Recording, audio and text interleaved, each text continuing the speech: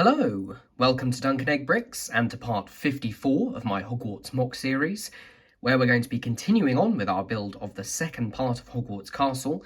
In the last episode we looked at the Gryffindor dormitory and completed that part of the building, and today we're actually going to skip over a very small part of the building and go on to do the Clocktower. Now, the reason I've decided to go ahead and do that is for basically practical reasons. If you don't know the layout of Hogwarts, we have the sort of courtyard area that I've previously been working on, and then there is a bridge, which actually I believe contains the hospital wing, at least in the later films, and that goes over to the clock tower. Now, that bridge is at a very high level, and of course, we need something to support that. At the moment, we've only got a support on one side, on the top of the Gryffindor dorms, but we need a support on the other side. So I thought, what's the point in making a bridge that goes to nowhere and is just going to fall off without getting to somewhere it can actually sit?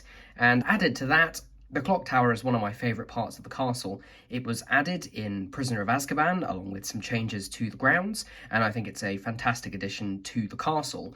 So I'm going to be building my own version of that today. You can see I've got lots of pieces spread out in front of me. In fact, there's a few more that you can't see off the side of the camera. And I have based this design on the one that came in the set in 2019. I'll just put a photo of it up on the screen. What I've done is I've taken that original model, I've modified it, I've basically changed most of how it's put together, put my own spin on it, and put it back into real bricks. And yeah, these are all the bricks here. It does use a large amount of the bricks from the clock tower. There are some left over. In fact, I've got a box with bricks that kind of a mixture of stuff that aren't being used and a few other bits and pieces. But yeah, that's what I'm going to be doing. I am going to be putting the hospital wing on the top floor of the clock tower. However, I'm going to leave that until the next part while we look at the hospital wing bridge as well. So today, it's just going to be that outer shell of the building. And this is going to be one of the first parts of the castle that is actually going to be fully enclosed on all four sides. The reason I decided to go for that, rather than having an open back, is that the clock tower kind of sits sideways, so the actual clock face will be facing to the left. So the back, as it were, away from the viewing angle is one of the shortest sides, and in terms of the structure, I thought it just made more sense to close everything up, but I have made room for that with a removable panel. In fact, a removable panel that I will be building in this video, and then the hospital wing bridge functions as another sort of removable panel, which I'll be looking at in the next video. So what I'm going to do is start the basics of the floor design, get the base sorted, build up a little bit, and then take you from there through the build. So let's get started. So there we have the outline of how the clock tower is going to look. This here is the kind of front, so this is where the clock is going to be. These are the kind of bits that project out of the side, and then you can see at the back I've got a line of tiles and jumpers, and that's going to be where the detachable back wall is. Now, the way that I've actually designed this is that obviously the clock tower goes directly or adjoins the clock tower courtyard. And in order to make that a seamless transition, what I've actually done is instead of using bricks that come out here with a dark bluish grey base underneath them, I've used a series of plates. So these are actually, they're raised, as the word I was going to use. They're actually raised a tile or a plate in height. So this means that when I come to build the courtyard, which I have already designed based on my newer version of the viaduct courtyard, this can actually slide over some tiles in the back of that piece, which is just going to be a 16 by 16 plate, and everything will match up perfectly. At the moment, it does mean that these bits are a little bit weaker, but they will have bricks on top of them and everything will be connected together. So I'm going to go ahead and complete the ground floor so that everything is a little bit stronger in terms of its connections, and then we'll take a look at everything I've done and then, yeah, progress slowly upwards throughout the building. Right, that's the ground floor completed. Hope you can see things starting to come together. Like I said, I was inspired by the design from the clock tower set, but I have changed things up a little bit. The first thing I really wanted to do to get a little bit more accuracy was narrow up this front kind of section with the two columns going up. In the actual set, just using these pieces to demonstrate, The actual centre section was that wide, so it actually was a stud on either side wider, and then the clock was in there. I've actually managed to narrow that, even though there isn't, or there doesn't exist for me, that's readily available, an arch piece that is one in on either side. Ironically, one was created for the Lion Knight's castle, but I don't believe that comes in tan yet. I think that's possibly light bluish grey and dark bluish grey. Either way, I found an alternate solution, which I'm very happy with, and you will see later in the video. So that's the first thing I did, as I managed to narrow this front bit up here. The other thing I did, which I really wanted to do, which was to lower where these windows start, these black windows. In the official build, they start above, so above this floor here, but I've actually rejigged where the floors are, including using some inverted slopes to support them on the inside, and that means that this can go all the way up to the top, uninterrupted, just as I wanted it. So I will just put the final touches, so that's the plates that form the floor. I'll put them on camera and hope that things don't explode. So there we go, that's how I'm able to get that to go all the way up to the top without any interruptions. And just to finish this off, there's just a whole range of different plates which will also help to hold everything together and hopefully make it nice and strong. So there we go, that is that floor there. Let's just press that down a little bit more. That really doesn't want to go, does it? Okay, that's because that brick had fallen in a little bit. There we go, that's better. And there we go, there you can see the inside. I did notice there's one piece there with a little bit of discoloration, but it's not a big deal. So like I said, I haven't done the interiors yet. I will be putting a pendulum in here. I did briefly try with having the floors actually have a gap at the top there, to allow the pendulum to swing all the way from the top, but it was just taking up too much space. So I think what I'll do is I'll create a pendulum that just hangs from the floor there, maybe in the middle, and then put not too much else in here. Okay, so there we go, ground floor done. I think what I'm going to do, as I've done with some previous builds, is just go ahead, carry on building, and yeah, when we get to the clock at the top, I think I will stop and just show you some of the techniques I've used to get the effect. Right, let's get on with it. Now that the first floor is done, you can really see the benefit of having the longer section of black windows in the middle. Really like the fact that it carries on straight up all through the middle there. Really, this building should be a bit taller, but as with the rest of my Hogwarts build, I'm using selective compression just to keep things at a reasonable size and scale. Another thing I did just add on were these unicorn horns in 1x1 round plates with a bar hole in the middle. That's a detail taken from the original set, which I just forgot to include in the build before. It's fairly similar all the way around. I've increased the number of windows, so there's an awful lot of windows I had to put in here. As you can see, you've got the slopes here as the top section does stick out a little bit. If we spin it around to the back, we can again see there's actually quite a lot of light getting in, which is nice. Let me just push that down a little bit. The bricks aren't quite together. Now, I haven't made a mistake here. These are very deliberate. When originally designing this, I built a single back panel. This is all in Bricklink Studio, and part of that panel was the hospital wing bridge. However, thinking about it before I'd actually put anything into bricks or made any Bricklink purchases, I thought that's just going to fall apart because it will just eventually just be stacked bricks. So what I've done is, as I said, we've got these jumper plates and tiles down at the bottom, so the wall will slot onto those and then fit underneath these bricks. Then the hospital wing bridge section, complete with the other part of the wall, will fit on top of these. So these are embedded into the castle, so the actual hospital wing bridge will rest on that rather than resting on the second bit of wall down below. Basically just means that this bit can't fall out like that and take the bridge with it. So I will be able to take this apart off separately. I know it comes up halfway through a floor, but actually I've worked it out so that the level that the hospital wing bridge sits on this side is the same as the level on the Gryffindor dormitory side, so that if I do want to take it off, I can put it down and everything is level. So what I think I'll do is I'll actually go ahead and build this section of wall. Should be a nice simple build, just brick stacking like I said. I'll get that done and then move on to the interesting section, which is the clock and the roof. And here it is. Like I said, super simple, just a stack of bricks and plates, gets everything at the right height. And then in the corners here, I've just used these rounded 1x1 slope pieces, just using a similar technique to the Sanctum Sanctorum from this year with those movable panels. And it just means that these can attach to the jumpers, and then these will slip just under there, and they're actually fairly securely put in there, but I'm glad I did use these extra bits sticking out because that just means that there's going to be enough support for the hospital wing bridge above. And to be honest, I don't think it looks too terrible with the little curves there. Maybe if I decide that I don't like it, I will come up with a different solution in the future. Right, anyway, enough of that. It is time that we went back to the clock tower itself and built the clock that gives it its name. Here's the shot of the clock face in progress. Like I said, I've come up with a different solution rather than using those 1x5 half arch pieces. And that's actually going to be using some curved tiles, specifically the 4x4 curved tiles, which until fairly recently didn't actually come in tan. So this wasn't really a viable solution. Luckily they have now in a couple of sets, and I was able to get my hands on them fairly inexpensively. The reason that these make the most sense is that they create a 6x6 hole in the center, and that is exactly the same diameter as the dish piece, which has the printed clock on it.